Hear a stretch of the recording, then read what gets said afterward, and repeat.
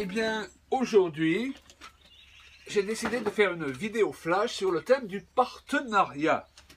Alors, qu'est-ce que c'est le partenariat? Est-ce que c'est bien biblique? Qu'est-ce que j'entends par là?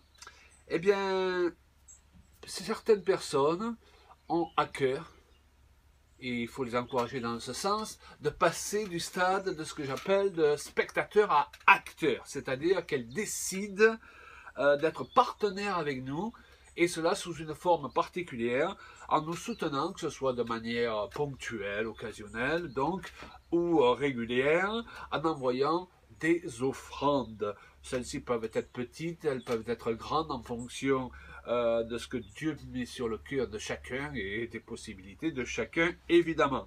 Alors, je n'ai personnellement aucun complexe à parler de ces choses-là, dans un pays où parfois il semblerait que pauvreté et misérabilisme soient associés à spiritualité, ce que je ne crois absolument pas.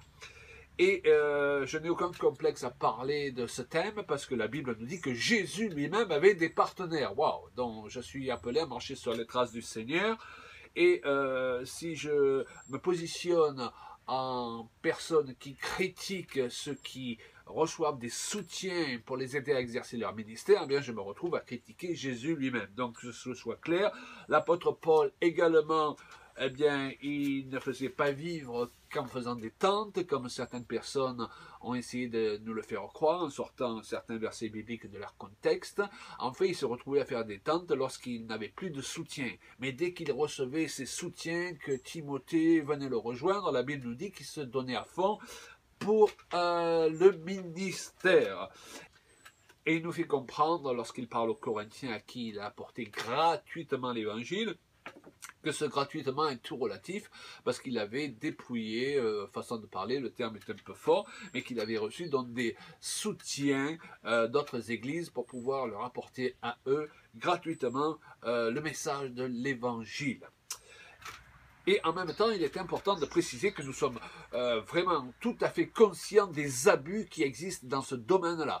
Alors aujourd'hui, on parle beaucoup de l'évangile de prospérité, faisant allusion au fait justement que beaucoup d'hommes de Dieu ou prétendus tels abusent du peuple, utilisent vraiment le principe décrit dans l'Écriture de la semence et de la récolte à mauvais escient, pour pouvoir tondre les brebis, et combien nous sommes opposés à cette manière de faire, et vous le savez si vous suivez nos enseignements depuis un moment.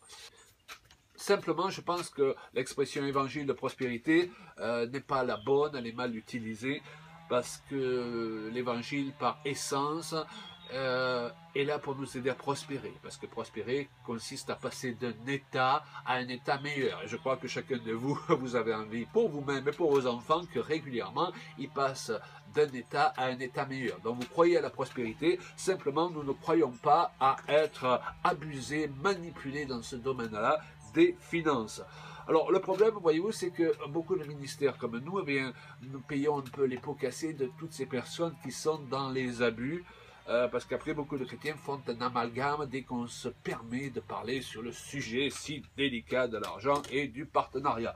Pourtant la Bible en a toujours clairement parlé. Mettons de côté les abus et revoyons ce que l'Écriture nous dit sur ce sujet. Alors il y a un verset par excellence que j'aime beaucoup et qui me permet justement de vous parler, comme je le disais tout à l'heure, sans complexe aujourd'hui. C'est ce passage où l'apôtre Paul cite cette parole de Jésus. Le Seigneur a ordonné, waouh, c'est même pas un conseil, il a ordonné à ceux qui annoncent l'évangile de vivre de l'évangile.